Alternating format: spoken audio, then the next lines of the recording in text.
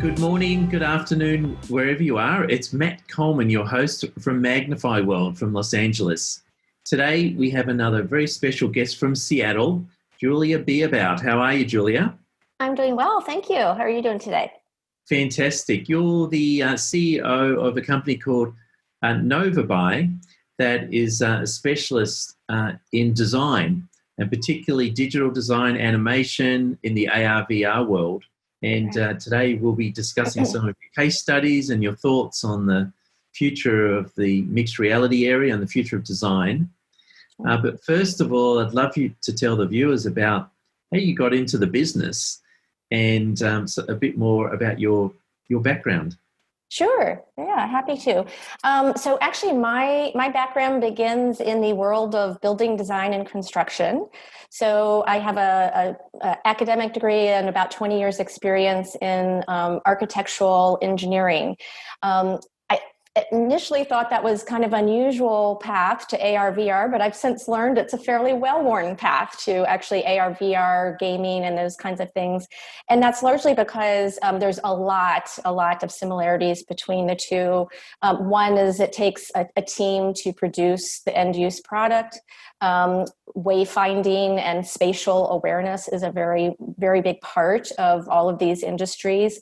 And like I said, it takes a multidisciplinary team. So, and we're also, particularly in the building design world, a lot of the innovation and changes that are occurring right now for AR/VR and in the mobile world in particular occurred in the late 80s, early 90s. So that revolution, that digital revolution occurred pretty early on in that industry. And so we began designing in 3D virtual space in the late 80s. And so we were people that are trained in design of buildings are very used to be flipping between the real world and the digital world, 3D space, 2D space. I would say the big key difference that we've really come to a greater appreciation in mobile AR in particular is we're very practiced in, there's a lot of history and experience in lots of different industries of bringing the real world into the digital. But now with mobile AR, it's allowing us to take the digital world into the real world. And it's one of those things that's easy in theory, but difficult in practice. And so, we've had a lot of learnings on our own with that. And it's really been an exciting thing. So that's a little bit how I came to it. My business partner actually came a more traditional route. I have several business partners, but one of my main co-founders, Luna Jewel, she has an MFA in animation, 3D animation. So, but she also has an engineering background prior to that. So we both kind of have that technical and artistic blend of experience and training. Fantastic. So you built like quite a large scalability opportunity for any client that you work with. You've got 200 plus artists, which I think are a combination of maybe on the development side, but you've got a team also across, right across, you say 3 continents. And tell us more about the resources that can supply someone. Sure. Yeah. Well, actually, one of the original problems we were trying to solve when we started as a company is the fact that the talent pool for 3D content is very dispersed around the globe. And it's also very difficult to discover. That's certainly been getting easier, but that was one of the main things we wanted to do is be able to bring this talent together kind of into a common company, or I hate to use the word warehousing, but bring us together.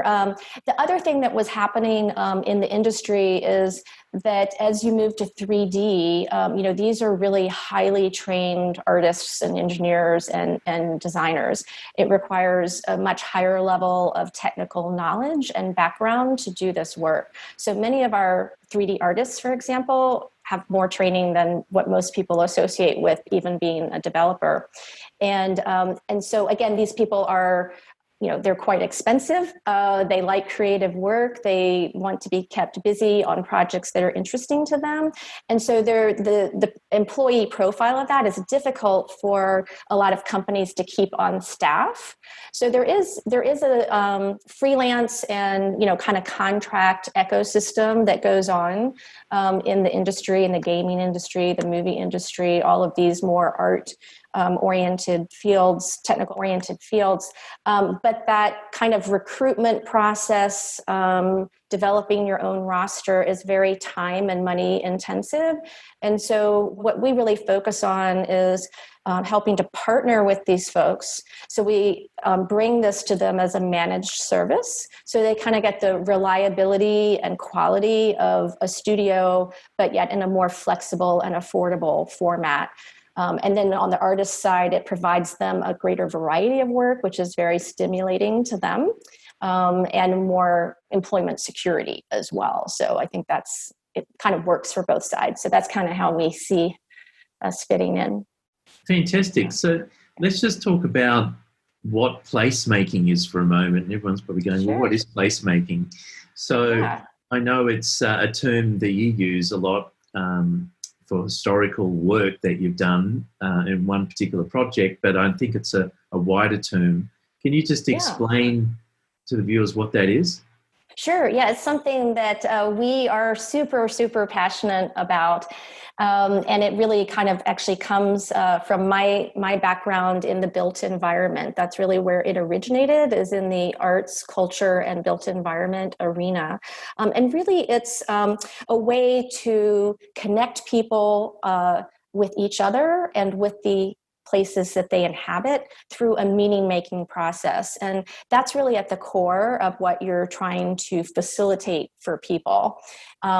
Storytelling is always a big part of that, but at its core, it's really about meaning making and understanding what is significant, what the people that visit a space or interact with each other, what they need to make that a meaningful experience for themselves.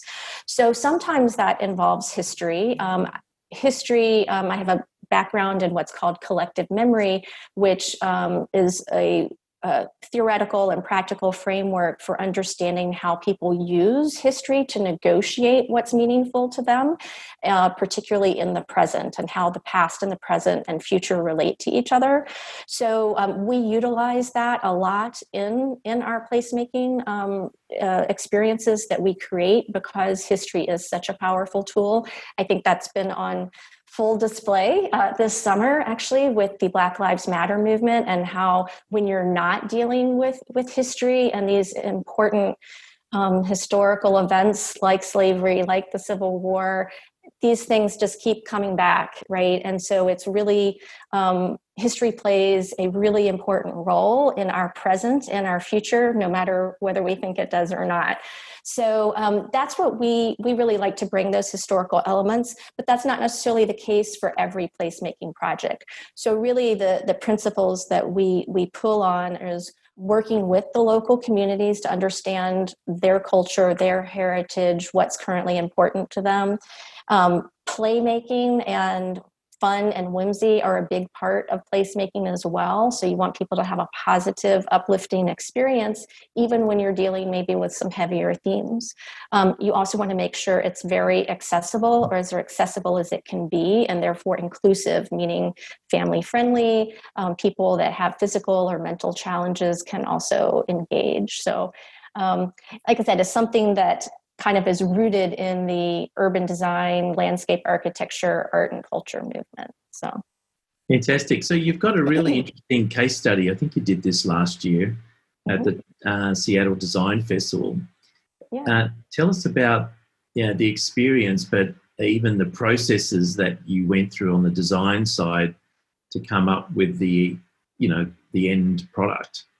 Yeah. So it was really, we had been kind of applying these placemaking principles to AR before, but it was really, I would say, the first, like, let's go all in, right? And see what we can make happen, and what the results and outcomes are. So it was a great, really fun roller coaster ride of a project. We were on a very tight timeline and budget for the project. It was a block scale, world scale AR project in which we brought in, history as well as current day issues on one of the most historic blocks in Seattle, but very underappreciated. It's also one of the blocks that has many of the challenges that we're dealing with as a city, and many other cities are dealing with as well. So we wanted to kind of change the narrative, change the rhetoric that was happening around the block, and help people understand it as people's homes, an integral part to the city. So those were our goals, and have fun while doing it, right? So those were our goals. So from a framework, kind of a paradigm framework, again, we used the AR placemaking. What we found to be the best approach is what I call kind of a theater approach. I find AR to be equally immersive as VR, but for different reasons. So, when you're in VR, it's more like you're watching a movie, right? Like you're definitely engaged more than a movie, but it's fully explicit, right? With AR, I find a technique akin to, say, theater is more appropriate. I find theater and reading a book extremely immersive. I think most people do. But the reason it feels so immersive is because your imagination is so engaged. Yeah. And so that's what we really try to do with our AR projects is leave room for people's imagination to fill in those gaps, because that's what's exciting and engaging, just like kids playing, right? They're always making things and filling in the gaps of the toys that they don't have. So that's kind of the approach that we took. So we recreated in 3D very selective historic components, things that were fun on our block, and attached them to the present day buildings. The best example of that is a historic movie theater on the block that most people don't even realize was one of the first dedicated movie theaters in Seattle.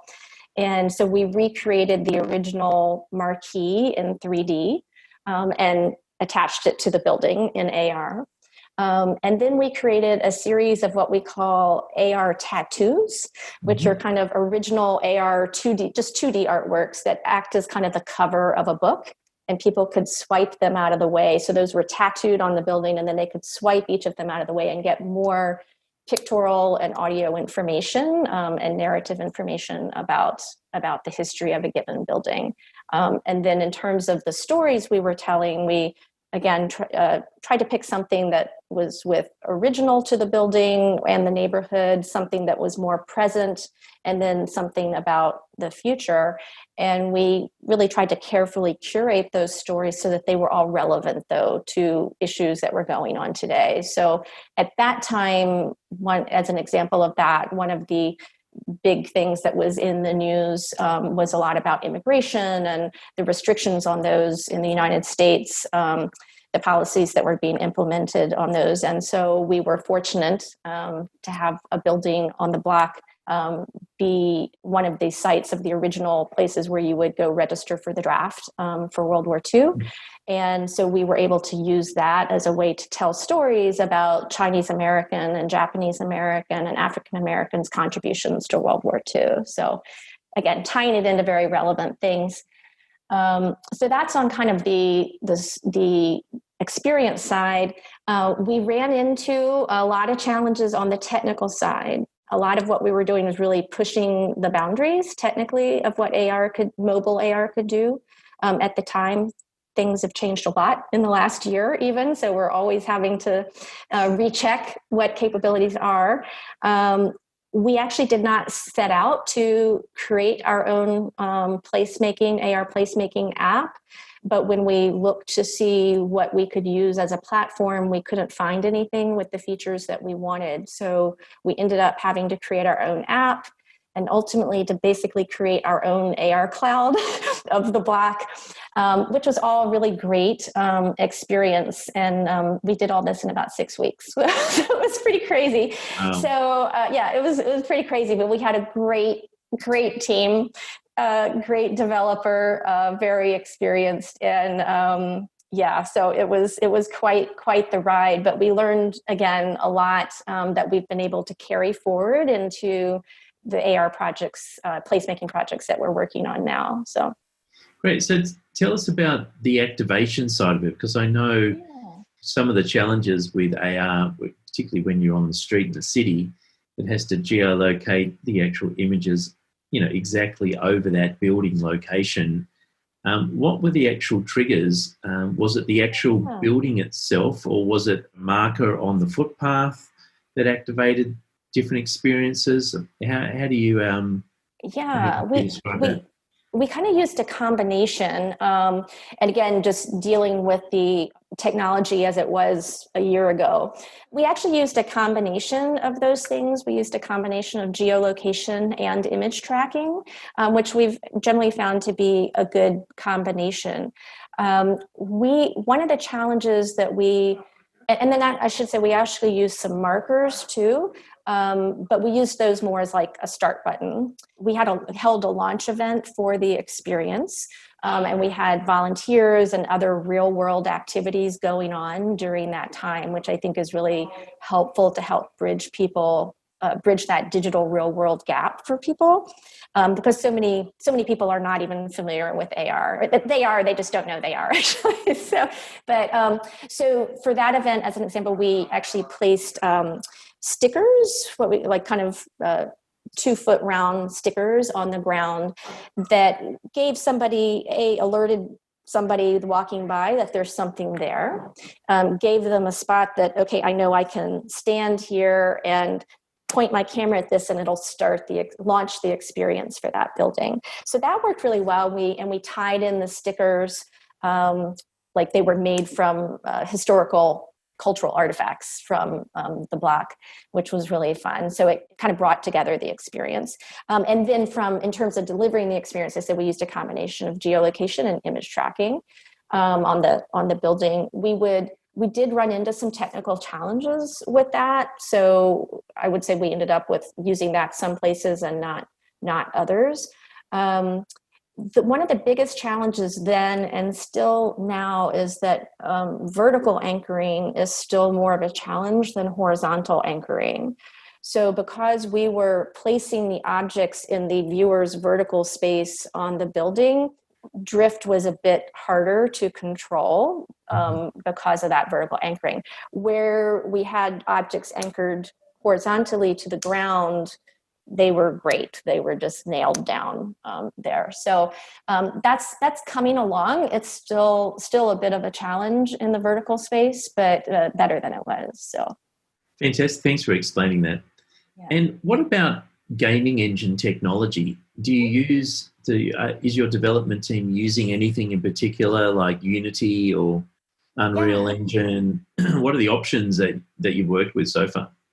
Yeah, and as a company, we work with all of them. So because different industries really have favorites, right? So we're used to kind of modifying whatever we do to be the end use application. And AR in particular, I would say, is more in that vein than VR. Technology is not as developed, and so it seems like every platform has their own unique little things you have to adapt to right now, which is fine.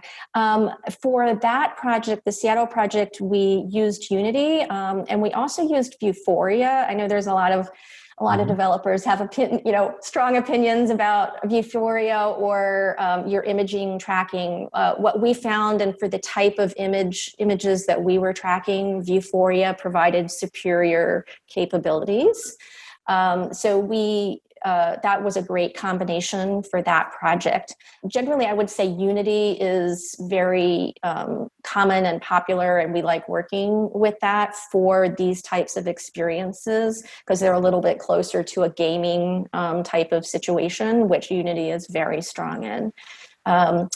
Right now, though, there's been a lot of advances in the last year in the AR cloud. So we've been keeping a close eye on that. Like I said, that's really what we needed to do the project we did more easily. and faster, and even more, maybe more reliably as well. So we've been, working with some companies kind of in their beta testing, kind of putting these assets into their platforms to see what kind of performance we can get. Right now, I think the biggest challenge with the clouds that are out there is that they're either third party in terms of you don't have necessarily control over when the cloud is available for your area. There's one company we're working with that gives us a better ability to make our own cloud, so we're excited about that, to try that out. But right now, the main focus for most clouds is just getting the objects there, with interactions of those objects being secondary. And so for the types of projects we're doing, interactions are a big part of it, right? To be able to delve into the story, make it more engaging for the user. So we've been looking at using these clouds, but more as an SDK for Unity, and create the projects on Unity. Yeah. So obviously, we were talking before about the disruption with COVID in the industry, and development companies that we're talking to have had an increase in engagement from brands. Yes. And companies about, using innovation to try and engage the consumer or whoever it might be. You've had a bit of you said more on the travel and tourism side. You've had a lot more engagement on that side. Tell us more about virtual events and the marketing side that you've been talking to clients about.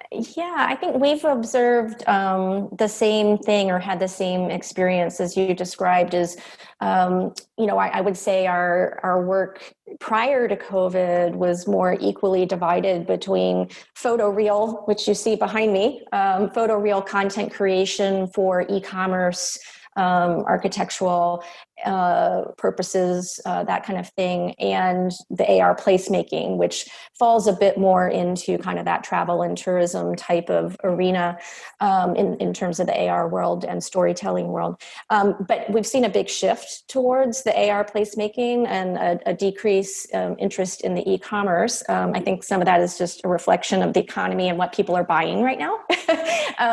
But we're excited about it because the placemaking such our passion. Where we've seen kind of that extend is that as events have gone virtual, people and Zoom fatigue sets in more and more. People are looking to, or brands are looking to, how do we make the Zoom conference, webinar, whatever, more engaging?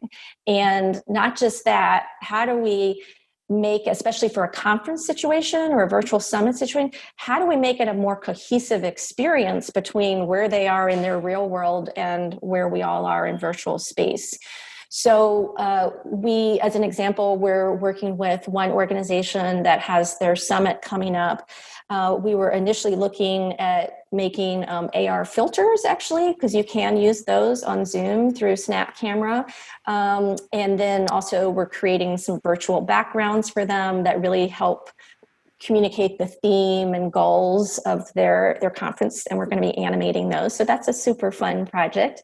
And then what we're also seeing is an increased interest in what are called influencer boxes and influencer marketing.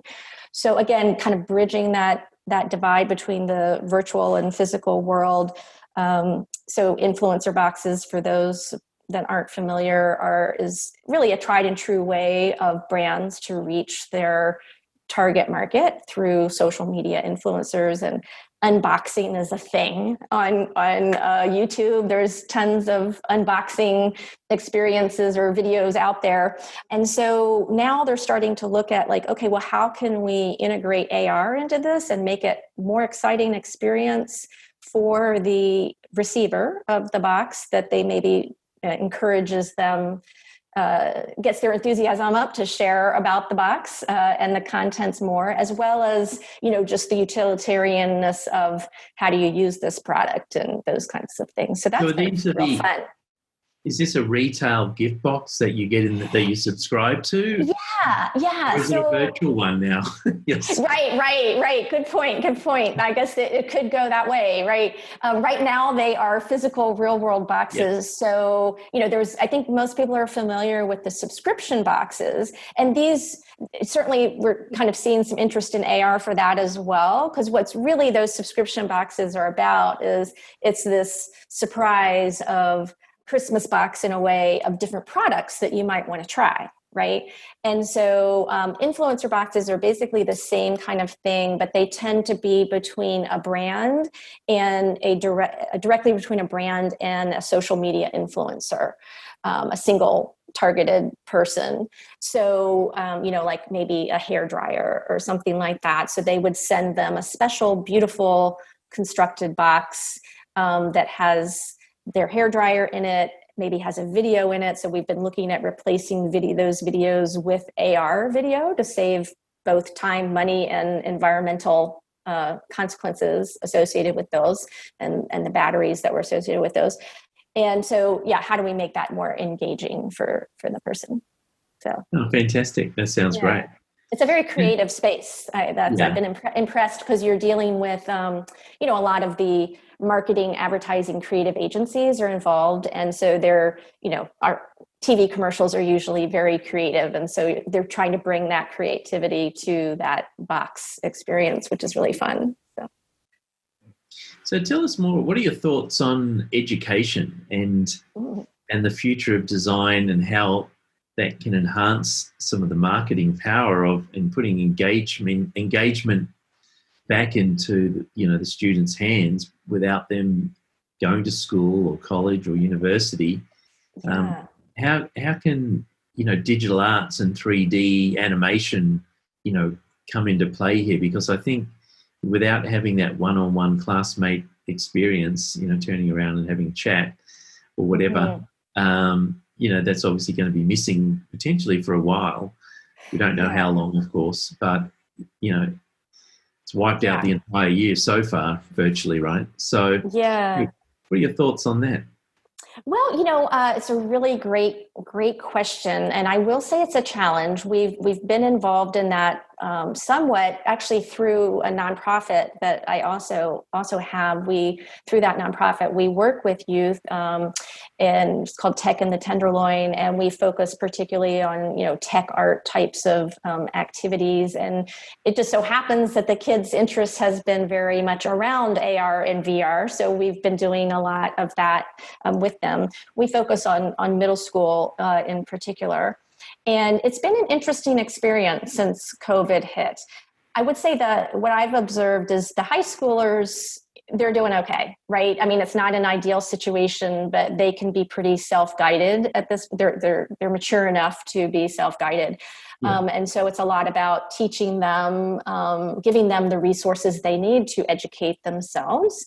And so I think there's a lot of potential, there's a lot of learning that just comes through, I think, particularly AR with them. So we've actually worked with youth to with using AR placemaking to make their own AR tours of their neighborhood. And so that's a really great way to get them engaged in learning the digital arts, learning a lot of the software in a place and location that's meaningful to them. One of the areas that we did that through, like I said, the nonprofit is in the Tenderloin neighborhood of San Francisco. So we worked with boys and girls youth down there to create a historical tour of their neighborhood. And it was so fun. It's a very challenging neighborhood. And so many of them didn't even know the amazing history and how their neighborhood has contributed to the city of San Francisco and all of the innovation that we associate with the Bay Area. A lot of that came from their neighborhood, but they had no awareness of that. And so increasing their awareness of that just through the design of the project was an amazing thing to watch. And then we also were teaching them digital arts. So they created kind of AR tattoos for themselves. We were in the process of having them create music for their AR experience, and then COVID hit. So we had a lull in the project, and we've been trying to kind of get that going again. But we did try to do some teaching of tech through that. And I will say there are definite challenges with that. I know there's a lot going on in VR right now, and I do see some greater potential with that. I think right now the biggest challenges to, doing those types of projects virtually are, one, again, just screen fatigue for the kids, right? They don't want more screen time right now. And then two, teaching tech on a computer, like you're using, it requires the real estate that you need to teach. And so I think asynchronous is a really good methodology to use for that type of education. In terms of how it can contribute to the education itself, I think there's a lot more potential on that. Google, as an example, has their expeditions just have amazing AR experiences for kids. And so I think maybe having, the teachers, online while the kids can interact with the AR experiences, volcanoes, they have amazing science ones. While they're doing it, I think has a lot of potential there. So. Excellent. And I know we're winding up the interview in a minute, but Sure. Look, tell us your final thoughts on the future of design and also how it's going to affect the mixed reality or the AR VR world in the coming 3 to 5 years, and particularly touch on smart glasses. There's a lot of smart glasses hitting the market now, but Apple has gone into the market and they've announced their first release coming up. We don't know when. So give us some thoughts on the future of design. Sure. Yeah. I would say, like VR, everybody's still figuring a lot out, right? It's such a new medium. I would say AR is even more unique in that regard in terms of lack of precedent, right? I think VR has some precedent in games and movies. AR really, the closest precedent, as we talked about before, is really theater, right? And this blend of reality and very selected, curated stage sets, right, to create the feeling. So that's really where we have felt is the best resource. That community kind of gets it a little bit faster. So that's personally where an approach we like to take as well, again, because it engages the imagination so well, which I think is so essential to AR. Or the success of immersiveness in AR. So I see that probably, the successful experiences going more in that direction. I know there's kind of this default assumption right now, I think, that doesn't serve it. Well, in my opinion, is not the best use, where you're trying to create things more photorealistically in AR. But because of the resolution limitations in AR and all that, it falls short of what people's expectations are, and then they have a negative experience. That might change with 5G. I think 5G will obviously just transform what we're able to do technically and in terms of quantity of content as well. In terms of, you were talking about glasses, smart glasses. Yeah. So, I still think, I know some people think, all AR will just go to glasses. For me, I'll be surprised, if that happens. I think our mobile phones are still going to be around. Right now, at least for the glasses that I've seen and tried, there's a lot of technical limitations, like in terms of file size, resolution. So for the types of things that we're really focused on, I can't see those being brought into glasses anytime soon because of the interactions and all that. I think the glasses could be great for information delivery. File sizes are small, it's useful, that kind of thing. I could see them maybe becoming more as a peripheral device to your phone. So kind of the way Fitbit is, right? Like most people still have their mobile phone, even though they have their Fitbit or their Apple Watch, right? And they work together. So I think to me, that's what feels likely. And, I'm maybe a little bit more fashion conscious than, than some other people. I think there's a big fashion hurdle to get over with the glasses for most people. So. Well, of course, you're in design, so we would hope you would say that actually. Yeah. So. Which is good. So listen, how do people contact you? Can you give yourself a shout out on LinkedIn and the company as well? Sure. Yeah. Thank you for asking. Yeah. So our website is very easy. It's our company name, novaby.com. So Novaby.com. You can certainly reach us that way. We have a contact form and contact information on that. And then everybody certainly is welcome to reach out to me on LinkedIn, Julia Beabout. So you can put that in, or Novaby on that as well. Those are the easiest ways to reach us. Julia, it's been a pleasure talking to you today about the future of design and product visualization and gaming engines and the future of smart glasses as well. So thanks very much for joining us again, and we shall speak to you soon. Well, truly, it was my pleasure. Thank you. I appreciate the opportunity. Thanks very much.